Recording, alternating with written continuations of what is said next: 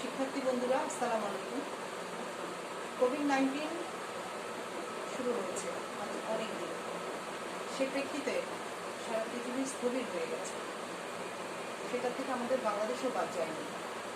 এবং বাংলাদেশের মধ্যে ক্ষুদ্র একটি জেলা কুমিল্লা, সেখানে আমরা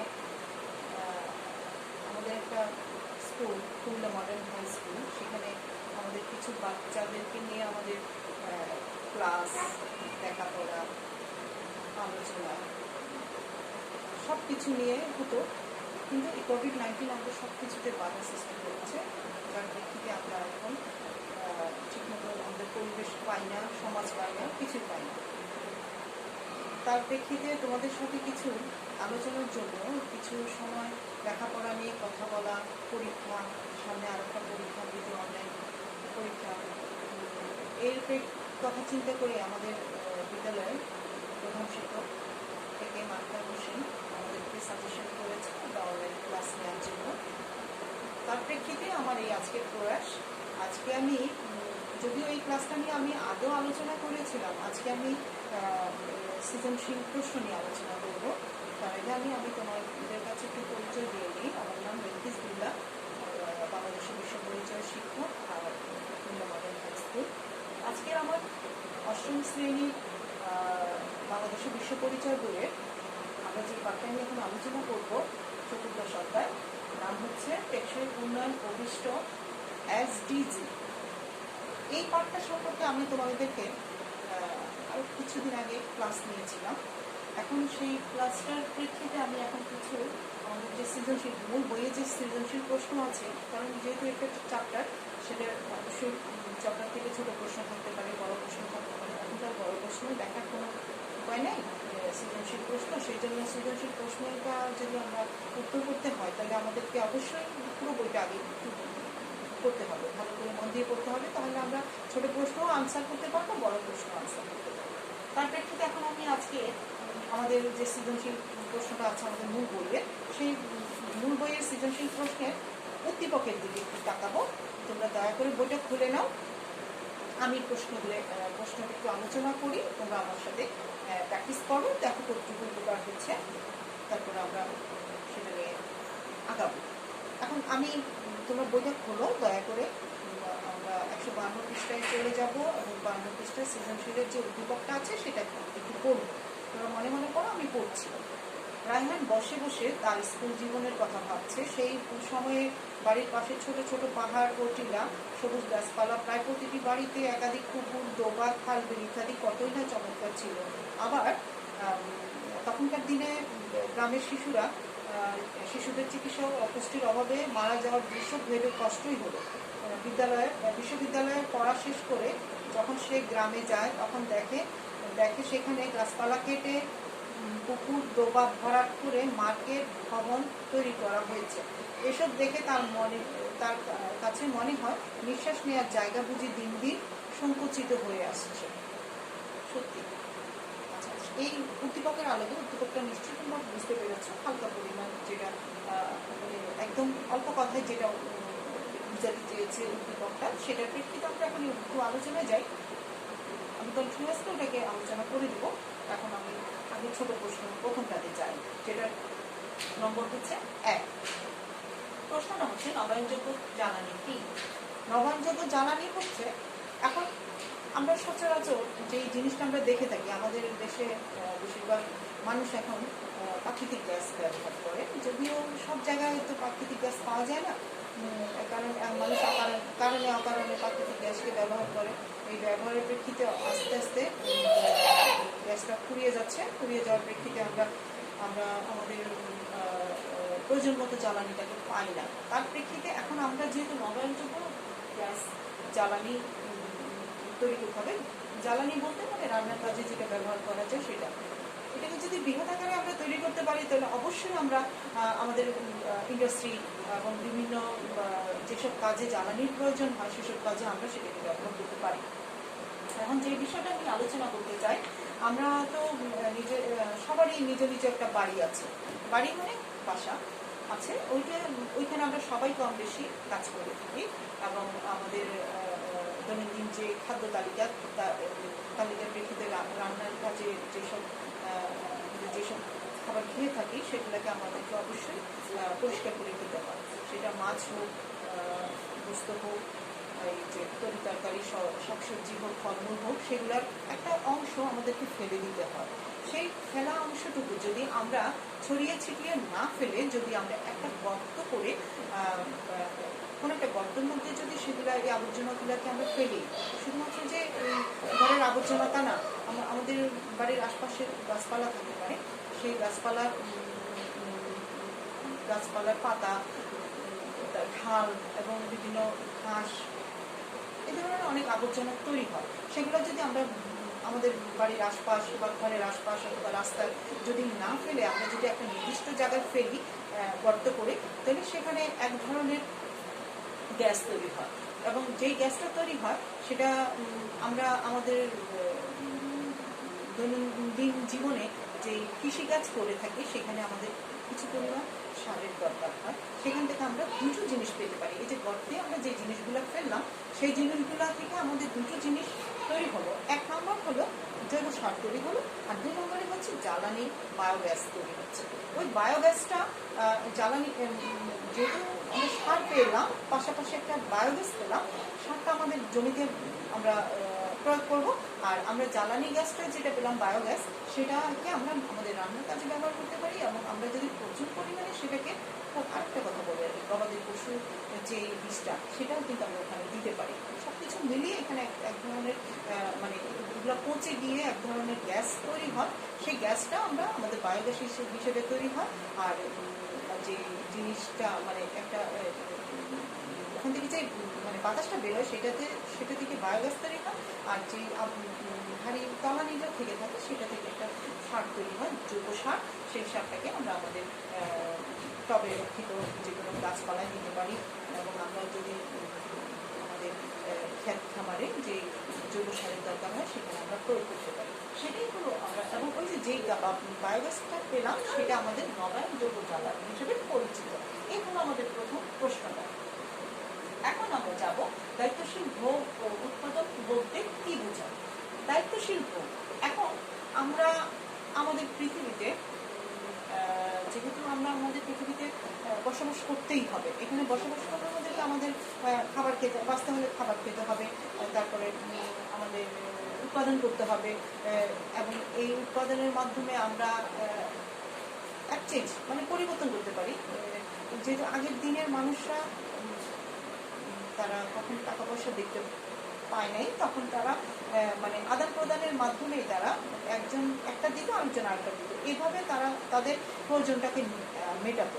কিন্তু এখন আধুনিক সমাজে এখন এই পদ্ধতি একেবারেই বিলীন। এখন টাকা পয়সার মাধ্যমে মানুষ তাদের প্রয়োজনটাকে গ্রহণ করে থাকে।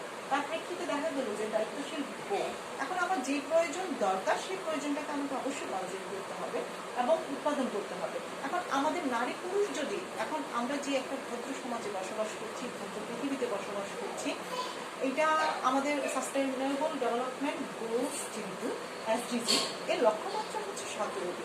এই 17টি লক্ষ্যমাত্রা যদি আমাদেরকে অর্জন করতে হয়, কারণ যেহেতু আমরা এর আগে মিলেনিয়াম গোল মানে উন্নয়ন অভিষ্ট আমরা অর্জন করেছি 2000 থেকে 2015 পর্যন্ত, আমাদের ওইটা আমরা করেছিলাম, এবং ওইটা আমরা সাফল্যের সাথে আমরা আমাদের যে 15 বছরের যেই গোলটা, জার্নিটা আমরা আলহামদুলিল্লাহ অনেক ভালোভাবে শেষ করতে পেরেছি। তার প্রেক্ষিতে 2015 সালের 25শে সেপ্টেম্বর আমাদেরকে যে টেকসই উন্নয়ন অভিষ্ঠতে পৌঁছানোর জন্য 2030-এর মধ্যে, মানে 2015 থেকে 2030-এর মধ্যে আমাদেরকে পৌঁছানোর জন্য 17টি অভিষ্ট লক্ষ্য দেওয়া হয়েছে। সেগুলোকে আমাদেরকে অবশ্যই পূরণ করতে হবে। তার মধ্যে এই 17 অভিষ্ট লক্ষ্যের মধ্যে একটি অবশ্যই আছে যে নারী পুরুষের নির্বিশেষে সবাইকে তাদেরকে তাদের শিক্ষাদান করতে হবে, এবং এই শিক্ষার মাধ্যমে তারা তাদের অবস্থান অবস্থিতি, ভোগ, উৎপাদন, তার জীবন জীবিকা, তার সে কীভাবে বিচরণ করবে, কীভাবে সে কী করবে, এইসব সম্পর্কে সে জ্ঞান নিতে পারে। তার প্রেক্ষিতে তাকে অবশ্যই সে যদি একটা ছেলে বা মেয়েকে যদি কারিগরি শিক্ষা শিক্ষিত করা হয়, তাহলে সে তার উৎপাদন খুব অল্প সময়ে সে তার কারিগরি শিক্ষার মাধ্যমে তার উৎপাদনকে বাড়াতে পারবে এবং কীভাবে অল্প সময়ে অল্প পরিসরে তার উৎপাদন কত প্রোডাক্টিভ হবে সেই জিনিসটা সে জানতে পারবে। সেই জন্য দায়িত্বশীল বলতে এখানে এই জন্য দায়িত্বশীল বলা হয়েছে যে মানুষ যদি তার দায়িত্ব সম্পর্কে জানে, তার জীবন জীবিকা সম্পর্কে জানে, কেন তাকে পৃথিবীতে পাঠানো হয়েছে, কেন সে এখানে আসছে, কী কারণে, এইসব কথা যদি সে জানতে পারে তাহলে সে অবশ্যই সে তার দায়িত্বশীলতার দিক দিয়ে সে তার উৎপাদনও বাড়াবে, সে তার খাবার ভোগ করবে। এটা হলো 2 নম্বর প্রশ্নের উত্তর। এখানে আমরা মিলায় ঝুলাইয়া 5 থেকে 7 লাইন লিখতে পারি। এবার আমরা 3 নম্বর প্রশ্নে যাবো। উদ্দীপকে বর্ণিত পাহাড়, নদী, খাল, বিল পরিবেশের কোন অবয়বের অন্তর্গত এবং কেন তা ব্যাখ্যা করে। এখানে আমি যে উদ্দীপকটা দেখেছিলাম, এখানে যে ছেলেটা সে উচ্চশিক্ষা শিক্ষিত হয়ে সে গ্রামে গেছে, গ্রামে গিয়ে দেখতেছে যে গ্রাম অন্তত শহরেই তো সব ধরনের নদী নালা খাল বিল ভরাট করে বিভিন্ন ভবন তৈরি করে, মার্কেট তৈরি করে। দেখা গেল যে গাছপালা পশু পাখি সব নিধন করে সেইখানে শুধুমাত্র নগরায়ন করতে হচ্ছে। তো সেই অবস্থায় শুধু শহরে এখন শহরের মানুষরা একটু অক্সিজেনের জন্য, একটু শান্তির বাতাসের জন্য, একটু শান্তিতে থাকার জন্য মানুষ এখন একটু কোনখানে গেলে একটু সবুজের ছোঁয়া পাবে, কোনখানে গেলে একটু অক্সিজেনের মাত্রাটা সুন্দর পাবে, সেই দিকে মানুষ এখন ধাবিত হচ্ছে। সেই জন্য এই যে পাহাড়, মানে আমাদের দেশে পাহাড়, অনেক পাহাড় আছে, কিন্তু আমরা এই পাহাড়গুলোকে কেটে কেটে আমাদের বাসযোগ্য আবাসন করে ফেলছি। তারপরে খাল বিলকে ভরাট করে আমরা থাকার জায়গা করে নিচ্ছি, মার্কেট তৈরি করছি, কিন্তু সেখানে কোনো বৃক্ষরোপণ হচ্ছে না। তারপরে হচ্ছে এই যে পরিবেশ আমাদের ভারসাম্য দেয় না। তারপরে নদীতে আমরা নদী যে এত বহমান সেটাকেও আমরা ভরাট করে, সেটাও এই নদীও আমাদের কাছ থেকে রেহাই পাচ্ছে না, যে এত পানি এত জায়গা সে মানুষ নামক যে অপদার্থগুলো থেকে সে তার নদীকে ভরাটের যেই প্রক্রিয়া সেটা তারা করে যায়, এবং নদী থেকে যে আমরা কত সুবিধা পাই সেটা না বলে শেষ করা যাবে না। তার জন্য এখন পাহাড় যদি আমরা না কেটে সেখানে যদি আমরা চাষাবাদ করতে পারি, সেখানে আমাদের গাছের পরিমাণ বাড়াই দিই এবং আমরা যদি চাষাবাদ করি, বড় বড় বৃক্ষরোপণ করি, কিন্তু আমাদের পরিবেশের ভারসাম্য রক্ষা হয় এবং আমরা আমাদের বাংলাদেশটাকে একটা সুন্দর পরিবেশের মধ্যে আনতে পারি।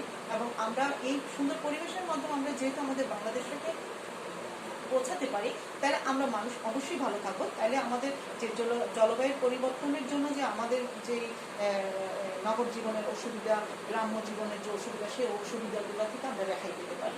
তারপরে নদীকে যদি আমরা মানে ভরাটের কাছ থেকে যদি আমরা দূরে থাকি, যদি নদীকে আমরা তার স্রোতমান প্রবাহটাকে সুন্দরভাবে তৈরি করে দিতে পারি, সেখান থেকে আমরা মৎস্য সম্পদ পেতে পারি, উদ্ভিজ পেতে পারি এবং পরিষ্কার পানি পেতে পারি, যেটা কিনা আমাদের অক্সিজেন প্লাস আমাদের প্রত্যেক জীবনের যে ব্যবহারযোগ্য পানি সেটা আমরা এখান থেকে নিতে পারি। আর খালবিল তো অবশ্যই আমাদেরকে খালবিল থেকে আমরা মৎস্য পেয়ে থাকি, সুযোগ পানির সুবিধা এবং জলজ উদ্ভিজ এইসব সুবিধা পেয়ে থাকি। সেগুলোকে আমাদের সংরক্ষণের অবশ্যই খুব দায়িত্ব রয়েছে এবং এই পরিবেশের এই অভাব অন্তর্গত এদেরকে আমরা যদি রক্ষা করতে পারি, তাহলে আমরা আমাদের যে পৃথিবী, খারাপ পৃথিবীটা, যার কারণে পৃথিবী অনেক বেশি তার ভার বহন করতে পারছে না, কারণ মানুষ নামক যে প্রাণীগুলা পৃথিবীটাকে ধ্বংসের মুখে নিয়ে যাচ্ছে, সেই জন্য আজ পৃথিবীতে কোভিড-19 অবস্থান করছে, যার প্রেক্ষিতে হয়তো বা কিঞ্চিত পরিমাণ জলবায়ুর যে পরিবর্তন এবং জলবায়ুর যে সমস্যাটা, সেটা থেকে হয়তো বা পৃথিবী একটু শান্তি পেয়েছে। কারণ এখন তারা সবাই তো ইচ্ছা করলে আর ঘর থেকে বের হতে পারে না, তারা তাদের নিজ কাজগুলো করতে পারে না, নদী নালা খাল গ্রাস করতে পারে না, পাহাড় গ্রাস করতে পারে না। সেই জন্য এই অবস্থা কোভিড তৈরি হওয়ার প্রেক্ষিতে একদিক দিয়ে দেখা যাচ্ছে যে মানে আমাদের প্রাকৃতিক সম্পদের যে ব্যবহারটা, সেটা আলহামদুলিল্লাহ মনে হচ্ছে একটু শিথিল হয়েছে। ঘ নাম্বারটা রায়হানের মতো সবার প্রকৃত অর্থেই নিঃশ্বাস নেওয়ার জন্য কি করণীয় আছে বলে তুমি মনে করো? অবশ্যই আমি মনে করি। কারণ মনে করি কেন, আমি রায়হান সে শিক্ষিত একটা ছেলে, সে চেয়েছিল যে শহরের অঞ্চলে যেন সবকিছু যেরকম ভরাট করে এরকম ভরাট যেন কোথাও না করে, গ্রামেও এসে দেখে সে এই অবস্থার মধ্যে আছে। এখন আমরা যদি আমাদের দেশটাকে যদি আমরা যেহেতু শিক্ষিত সমাজ যদি আমরা আমাদের দেশটাকে সুন্দরভাবে পরিচালিত করতে না পারি, তাহলে তো আমাদের দেশটা আমাদেরকে সুন্দরভাবে নিবে না। এবং আমরা শ্বাস প্রশ্বাস নিতে গেলে আমরা যদি অসুস্থ শ্বাস প্রশ্বাস নিই, তাহলে আমরা নিজেরাই অসুস্থ হবো, পৃথিবীর কোনো দায় না, দেশের কোনো দায় না। এই জন্য আমাদের দেশটাকে যদি আমরা সুন্দর করে রাখতে চাই, তাহলে আমাদের যেই এসডিজি এই লক্ষ্যমাত্রাটাকে যদি আমরা 2030-এর মধ্যে যদি আমরা পৌঁছাতে যাই, এবং আমরা 2000 থেকে 2015-র মধ্যে যেই এমডিজিটা খুব সুন্দরভাবে শেষ করেছি, তখন আমরা নিম্ন মধ্যম আয়ের মধ্যে আমরা আসছি, জাতি হিসেবে তৈরি হয়েছি। এখন আমাদের যে এসডিজিটার জন্য আমাদেরকে মধ্যম আয়ের দেশে এগোনোর চেষ্টা করছি, সেটাকে যদি আমরা পরিচালিত করতে পারি এবং আমরা যদি ভালোভাবে চলতে পারি, আমাদের 17টা অভিষ্ট লক্ষ্য যদি আমরা ঠিকভাবে নিয়ম নীতি করে যদি আমরা আমাদের লক্ষ্যতে পৌঁছাতে পারি, তাহলে 2030-এর মধ্যে আমরা আমাদের দেশকে একটি সুন্দর দেশে পরিণত করতে পারবো এবং মধ্যম আয়ের দেশে আমরা পরিচালিত করতে পারবো। এর প্রেক্ষিতে দেখা যাবে বিশ্বে আমরা একটা ভালো জনগোষ্ঠী হিসেবে স্থান পাবো। এই চিন্তা করে আমরা আমাদের এসডিজিকে পরিচালিত করতে পারি। অবশ্যই আমরা এখানে যে 4টা প্রশ্ন আছে, এটা নিজের যে প্রশ্নটা যেটা আমরা 2 পৃষ্ঠা বা 3 পৃষ্ঠা আলোচনা করে রাখতে পারি, ওটার উত্তর মিলিয়ে আমরা এটাকে লিখতে পারি এবং আমরা এখানে 4 নম্বরের উত্তর থাকে, 4 নম্বরের উত্তর যেন আমরা ঠিক মতো দিতে পারি। এছাড়া এখানে আমাদের মূল বইয়ে একটা মাত্র প্রশ্ন ছিল, এই একটা প্রশ্ন দিয়ে তো আর আমাদের সব চলবে না, আমরা চেষ্টা করবো অবশ্যই এখান থেকে আরও কিছু প্রশ্ন তৈরি করে নিয়ে আমরা নিজেরা প্র্যাকটিস করবো। আর এখান থেকে যে ছোট প্রশ্নগুলো আমরা তৈরি করবো, এখানে পার্ট আছে 2টা, মূল বইয়ে পার্ট আছে 2টা, এই 2টা পার্ট থেকে যেন আমরা আমাদের যে অবজেক্টিভ টাইপ কোশ্চেনগুলো আমরা ওগুলো করার চেষ্টা করবো। আর হচ্ছে একটু মনোযোগ দিয়ে বইটা পড়বো, পার্টটা সহজ আছে, যদি একটু মনোযোগ দিয়ে পড়ো তাহলে অবশ্যই তোমাদের কাছে ভালো লাগবে। আর বাকি যে চেষ্টা করবো যে নিজেরা পড়ে একটু তৈরি করবে, ছোটো প্রশ্ন তৈরি করে নেও, কারণ আমি 22 তারিখ থেকে আমাদের দ্বিতীয় অনলাইন পরীক্ষা শুরু হচ্ছে, সেই জন্য তোমরা একটু তোমাদের শারীরিক অসুস্থতার দিকে নজর দিয়ে তোমরা এই যে বইয়ের প্রশ্নগুলোর দিকে একটু নজর দেবে। তো শিক্ষার্থী বন্ধুরা, আমরা আমাদের যে এই চতুর্দশ অধ্যায়ের যে টেকসই উন্নয়ন অভিষ্ট বা এসডিজি আমরা আলোচনা করলাম, সৃজনশীল প্রশ্নটা, এখান থেকে যদি তোমাদের কোনো কিছুতে যদি সমস্যা থেকে থাকে আমাকে জানাইও, আমি অবশ্যই তোমাদেরকে উত্তর দিব। এবং তার আগে তোমরা একটু ভালো করে বইটাকে পড়ে দেখো, আর কারণ হলো কি সমস্ত উত্তর কিন্তু বইই দেওয়া আছে, বাট বুঝতে একটু সমস্যা হয়, সেই সমস্যা থেকে রেহাইয়ের জন্য আমাকে জানাতে পারো, তোমরা নিজেরা চেষ্টা করবে। আর আরেকটি কথা, তো আমরা তো আলহামদুলিল্লাহ এই চ্যাপ্টারটা শেষ করে ফেললাম। এখন যেহেতু আমরা 8ম শ্রেণী, এই বইটা বলা যায় তো শেষ হয়ে যাচ্ছে, তাহলে আমরা এখন চেষ্টা করব আমাদের সামনের ক্লাসের যেহেতু আমরা ঢুকবো, অবশ্যই আমরা আমাদের পাঠ পরিকল্পনাটা আমরা নিজেরা তৈরি করব এবং আমরা যেন অনেক বেশি শিক্ষা গ্রহণ করতে পারি, অনেক বেশি জানতে পারি, সেভাবে আমরা আমাদের পড়াশোনাটাকে চালিয়ে নেব। শিক্ষার্থী বন্ধুরা, তোমরা সবাই ভালো থাকবে, তোমরা তোমাদের বাড়ির পরিবেশটাকে সুন্দর রাখবে এবং তোমরা যেন যেহেতু কোভিড-19-এর জন্য আমরা বিদ্যালয়ে তোমাদেরকে ক্লাস দিতে পারছিলাম না, তার জন্য অনলাইনে ক্লাসের উদ্যোগ, এই উদ্যোগটা তোমরা অবশ্যই সুন্দরভাবে গ্রহণ করে নিবে এবং তোমরা খেলায় নিবে না। কারণ হচ্ছে যে আমরা আমাদের প্রধান শিক্ষকের অক্লান্ত পরিশ্রমের জন্যই আসলে আজকে আমাদের এই ফলাফল, এবং তোমরাও অনেক ভালো করছো, তোমরাও অনেক ফিডব্যাক দিচ্ছ আমাদেরকে, আলহামদুলিল্লাহ আমরা অনেক খুশি। তোমরা অনেক অনেক অনেক দূরে এগিয়ে যাও এবং তোমাদের সাফল্য সব জায়গায় দেখাও এবং তোমরা যেন ভালো কিছু করতে পারো সেই দিকে ধাবিত হও।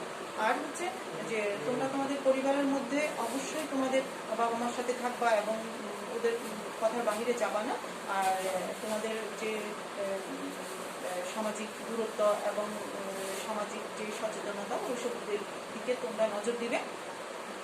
স্বাস্থ্য স্বাস্থ্য বিধি মেনে চলবে, কারণ এখন আমাদের কিছু বিধি মেনে চলেই বের হতে হয় বা দিন যাপন করতে হয়।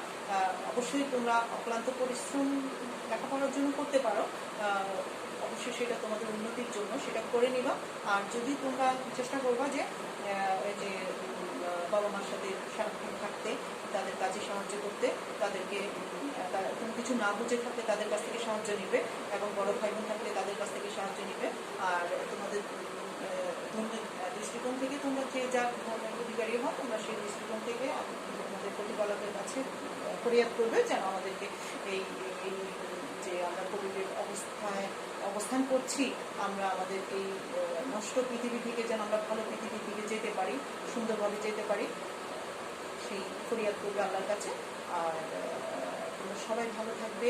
আমি চাই তোমরা অনেক অনেক ভালো রেজাল্ট করো, কারণ আমরা আলহামদুলিল্লাহ আমরা জানি আমাদের বিদ্যালয়ের একটা সুনাম আছে, তোমরা সেই সুনামকে রক্ষা করবে। আর তোমরাও যেন তোমরা তোমাদের কাজগুলোকে সুন্দর করে করতে পারো, লেখাপড়াটা সুন্দরভাবে চালিয়ে নিতে পারো। যে লেখাপড়ার পাশাপাশি তোমরা যার যে গুণ আছে, ড্রয়িং করা, গান করা, নাচ করা, আবৃত্তি করা, রচনা লেখা, অনেক সৃজনশীল কাজ আছে, সেগুলো তোমরা তোমাদের মধ্যে সেগুলোকে প্র্যাকটিস করবা। আর থেমে গেলে হবে না, থেমে যাওয়া ঠিক না। তোমরা যেখানে থেমে যাবে সেখান থেকে তোমরা তোমাদের গুণীজন বড়জনদের কাছ থেকে শিখে তারপরে তোমাদের সেটাকে আবার পরিচালিত করবে। অবশ্যই এইভাবে তোমরা তোমাদের যে প্রাথমিক জীবনের যে কাজ সেগুলো শেষ করবা। আর 22 তারিখের থেকে অনলাইন পরীক্ষা শুরু হচ্ছে, তোমরা সেই পরীক্ষা সুন্দরভাবে পরীক্ষা যেন দিতে পারো এবং স্বাস্থ্যবিধি মেনে যেন তোমরা পরীক্ষা দিতে পারো, অবশ্যই তোমরা সেইটা করবে। আমি অবশ্যই তোমাদের জন্য দোয়া করবো। আর তোমরা যদি কোথাও থেকে যাও সেখানে আমাকে জানাবা, এবং আমি তোমাদেরকে সাহায্য করার চেষ্টা করবো যেন তোমরা তোমাদের ভালো কিছু করতে পারো। তো সবাই ভালো থাকবে, সবাইকে পরিবার নিয়ে থাকো, সচেতনতার সাথে থাকো।